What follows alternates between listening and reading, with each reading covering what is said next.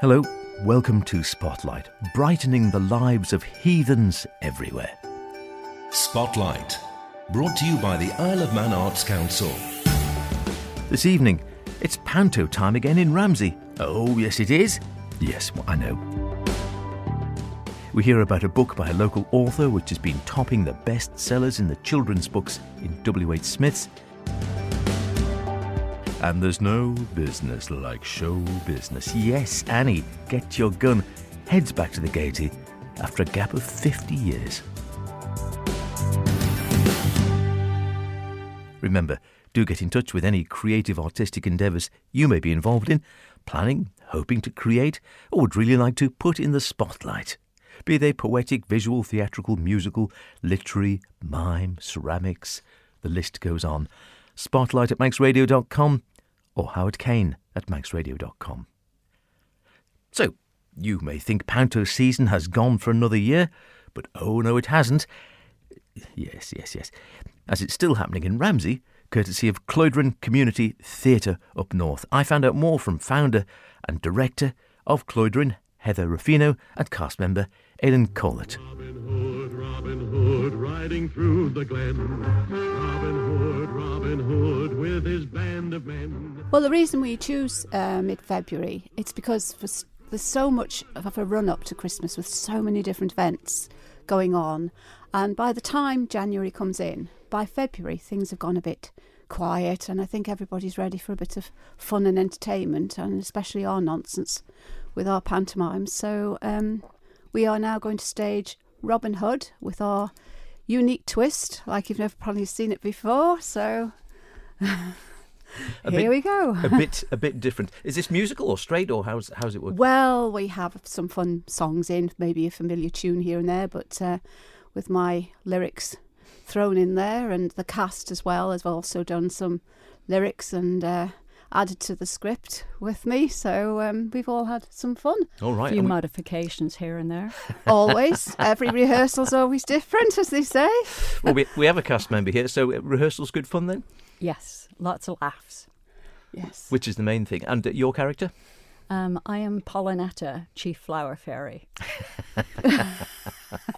And she's got two mates, you see. She's got Queenie, who's the queen bee, and she's allergic to her pollen, of course. She's allergic to flower pollen, so she's always sneezing, and everybody's got to say bless you.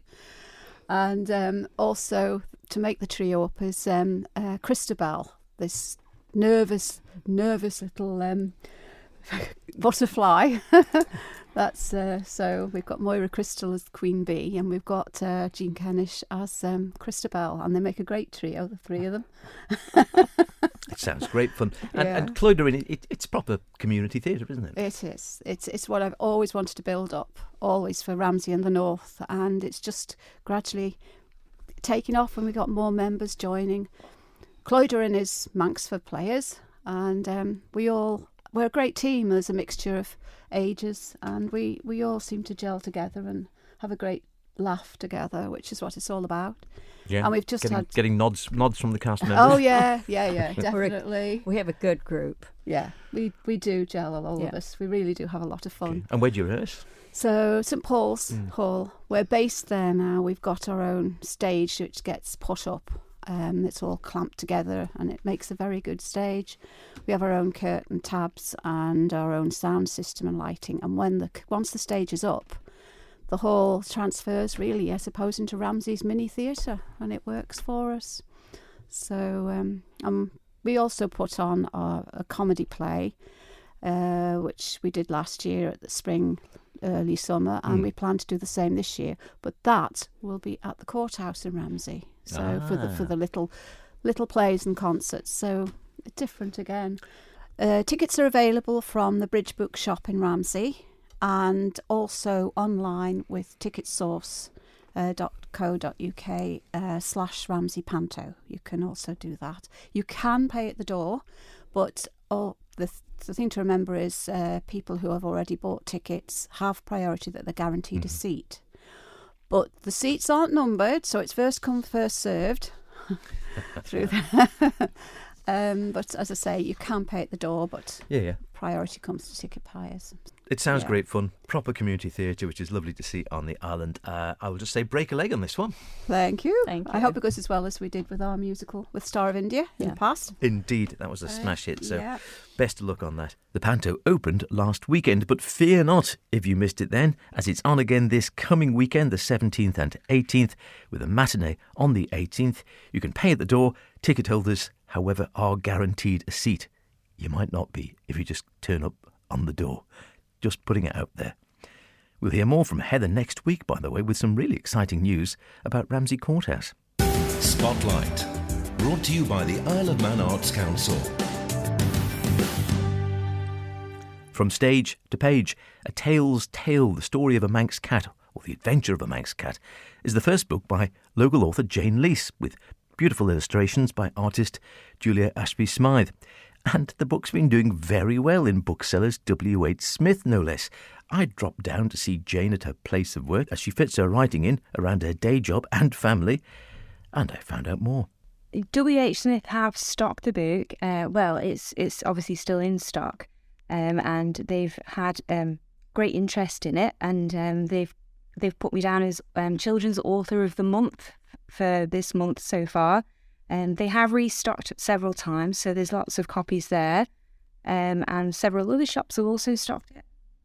This is fantastic, and we are talking about A Tale's Tale, if you've not seen it, an adventure of a Manx cat. Let's go back to the beginning a bit then. How did this come about? Did you set out to write a book to sell, or was it something you just written for your own amusement? I never initially set out to sell a book. I actually wrote it as a bedtime story for my son.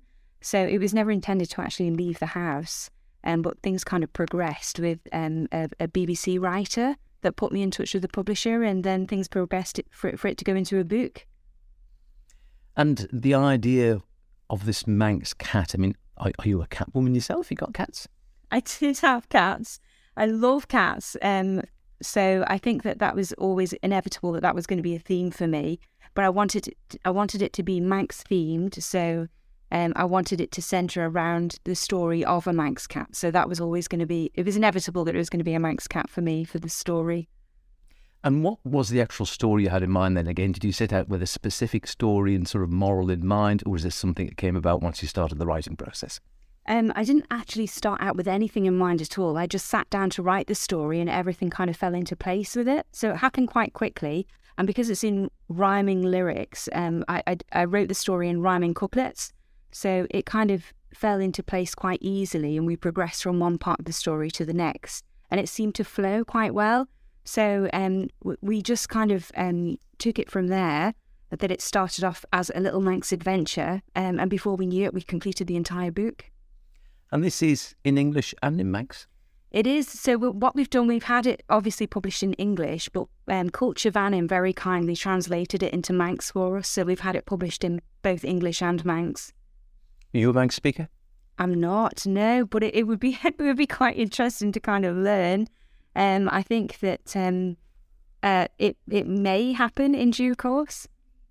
You never know. Well, you can start lessons, you know. It doesn't cost anything to learn a little bit if you have any free time. And the cat, so the Manx cat is called Ben, and the journey really, he sets out, as it says, to find himself.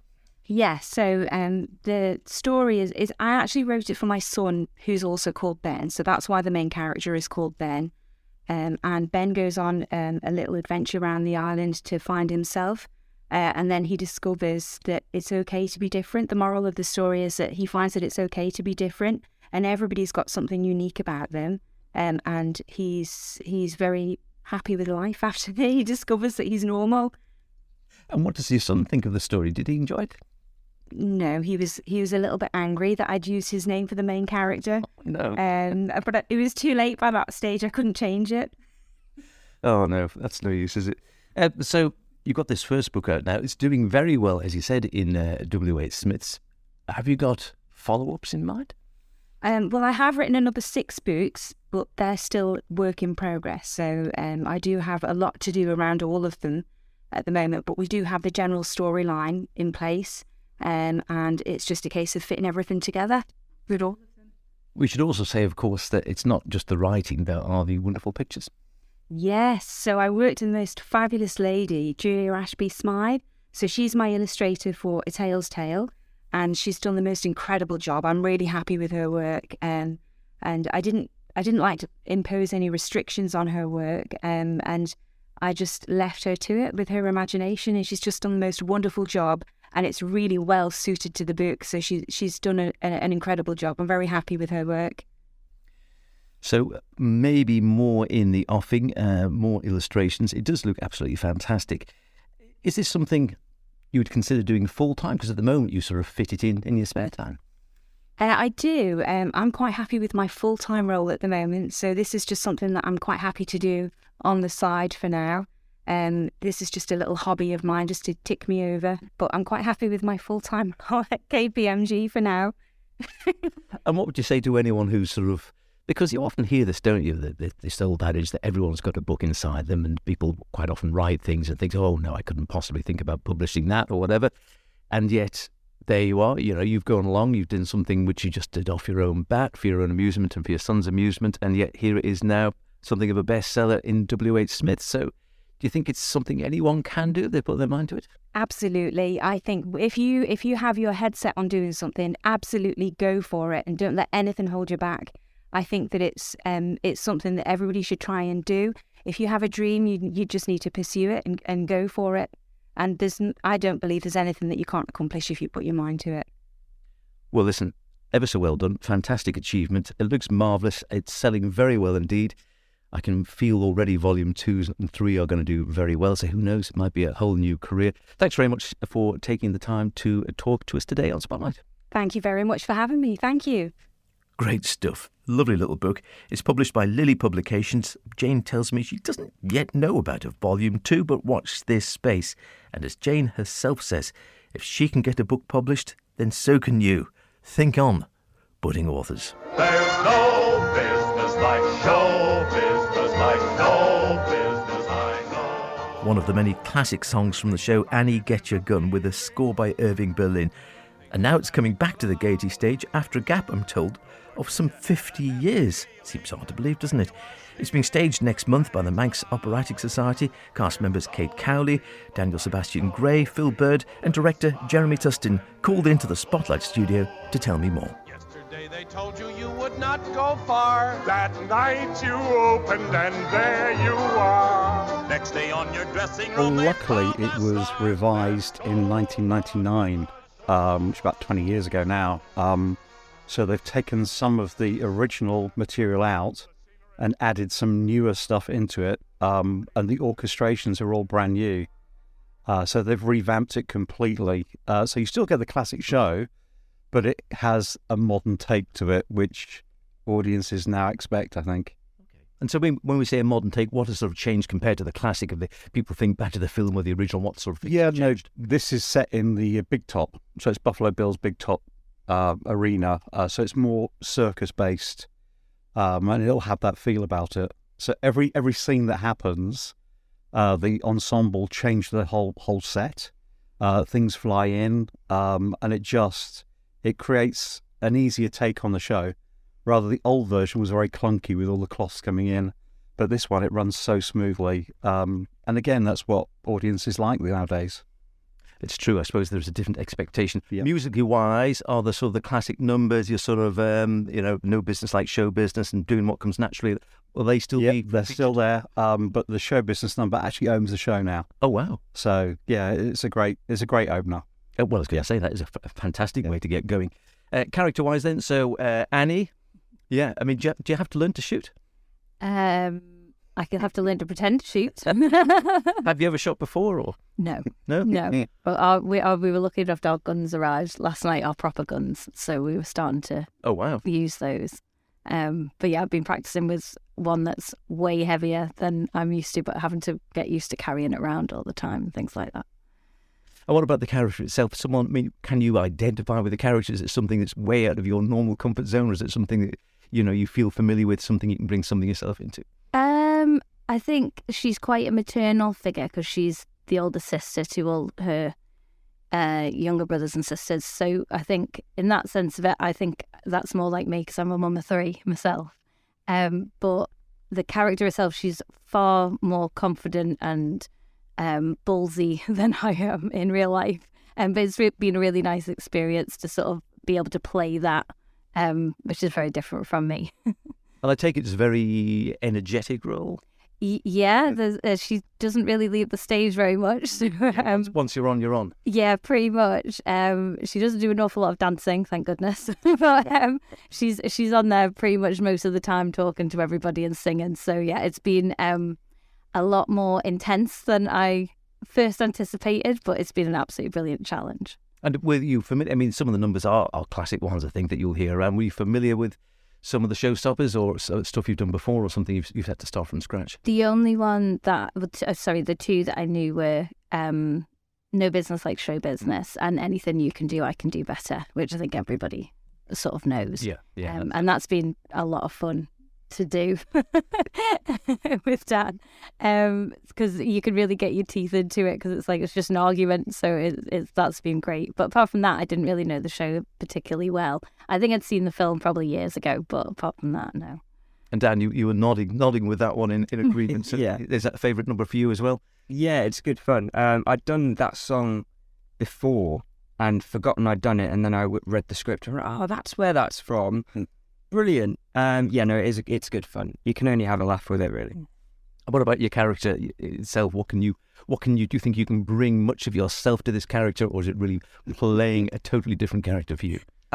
Totally different. Yeah, so I'm used to playing more the character parts, the I don't know, the evil guy or the funny guy, or not really the lead sort of love interest. That's not one that I have done really before, so that's new and out of my comfort zone a bit, but I think we're getting there. It's difficult to play the romantic lead. I think it's a real challenging part. You've got to pull it off, because it's that's where the whole sort of show hinges in a way, is that love interest, isn't it? Absolutely. Thanks for the pressure. I've got every confidence. Yeah, no, we're getting there, definitely, I think. And Buffalo Bill, right? So you are presumably you own the big top and He's whatever. the boss, yeah. He is the boss. So it's a great role to have. You're in charge. Absolutely. Stands around, looks important, and doesn't do very much, which suits me down to the ground. I don't know. Have you got any? Have you got big numbers you do yourself in the show, or is it? No, luckily for the audience, not. I do a version of There's No Business Like Show Business, but then pretty much everyone does. But no, it's more a spoken word part than a singing role this time. But you're right in there from the beginning, by the sound. Oh yes, yeah. He's the ringmaster, if you like. So he does the announcing and introducing people. So it's quite good from that. So you do your sort of like boxing, ring announcing sort of voice a lot. But no, it's very enjoyable. It's good. That's good. And do you get to dress up in all the classics sort of? Well, he wears a hat, all things at rehearse in a hat the whole time. Getting used to that. I had to grow a stupid beard and moustache, but That's good. thank you. Well, you're very kind, but I think you're probably the only person who said that. My wife hates it and is going to shave it off the first opportunity she gets. Yeah. So but it serves a purpose. That's all. That's terrific. And coming back, just the show in general, I suppose these sort of, like Annie Get Your Gun and Oliver Sandham, a lot of these shows, I suppose they do get updated, but in many ways they never age. No, well, Annie Get Your Gun hasn't been done for a long, long time. I think it's actually the 50 years since it's been done on the island. Really, as long as that? Wow. I think it was 1972. They got an old programme out the other week. I do remember it being, but I mean, the trouble is the years start rolling by after a while, and you think, was it 10 years, 20, 40? 30? No, it did 50 years ago. Oh, wow. Since it's been. And it's having a sudden revival over in the UK as well. There's a concert version on at the Palladium, I think, April, May time. And they're doing an open air version as well somewhere else. So they are coming back, the old-fashioned classics.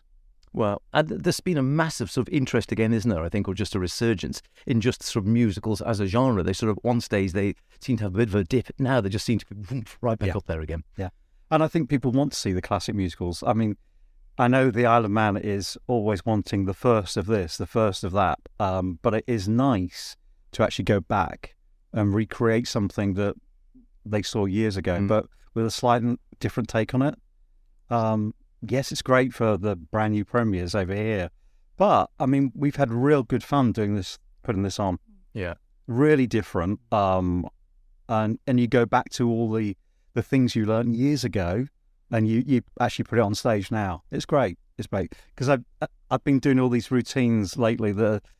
I've just done Kinky Boots over in the UK. All these big routines, but it's been nice to go back and do the old-fashioned dancing, which I haven't done for a long while. That's terrific. So it's great. It's great to see that over here again.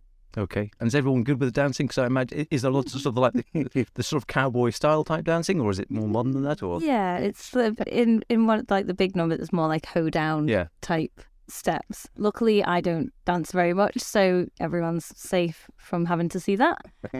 But yeah, no, it's been great. It has been great.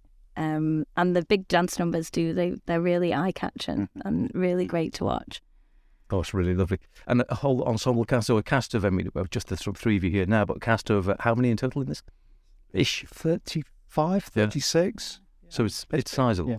It is sizable. And kids. Well, it's even better, something going on. And just again, if anyone has heard of the show, and I'll throw this open to anyone there, but thinks, what's it all about then? Can someone give us a brief précis of the storyline without giving anything away, obviously? I'll throw that to anyone. Okay. I've been doing the most research. It's basically, it's just sort of the story of Annie and Frank, how they met, and then their developing relationship, and how Annie sort of comes from this sort of girl with her little brothers and sisters and just sort of like going out shooting to survive, to joining Buffalo Bill's circus, and then what her sort of journey is through that, with the touring of the show and how her relationship blossoms with Frank. And it's basically just seeing her sort of journey from sort of backwater country gal to who she eventually becomes. Yeah, and it is a love story as well. Yeah. That's important. But you're right. There's the change of character, I think, is important. And Frank is quite I was going to say arrogant character. I would say he's extremely annoyingly confident. Confident perhaps rather than arrogant. And because you're a sharpshooter as well, aren't you? You're absolutely the best in the world, or so he thinks, until he meets Annie, who beats him. And it's very much a will they, won't they sort of get together type. And the ups and downs with that.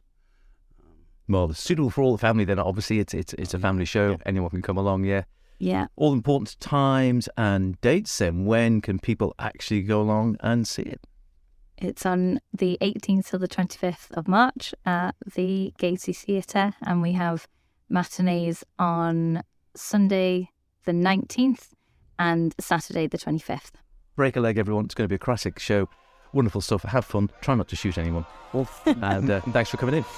Thank you. Speaking of shows, don't forget Young Frankenstein, or is that Frankenstein, is still showing at the Gaiety Theatre to rave reviews, courtesy of the Choral Union, of course. Frankenstein himself, Tony Eccles and Mark Dougherty, told me they'd never had so much fun in a show. Been hilarious, hasn't it? Absolutely. And really enjoyable experience. Excuse the pun, but the hardest thing is not corpsing. No, exactly. Because even if someone tries a line or does something slightly different, a different intention, a different intonation in their voice, or a different look or reaction to it, there are so many times where I've had to be like,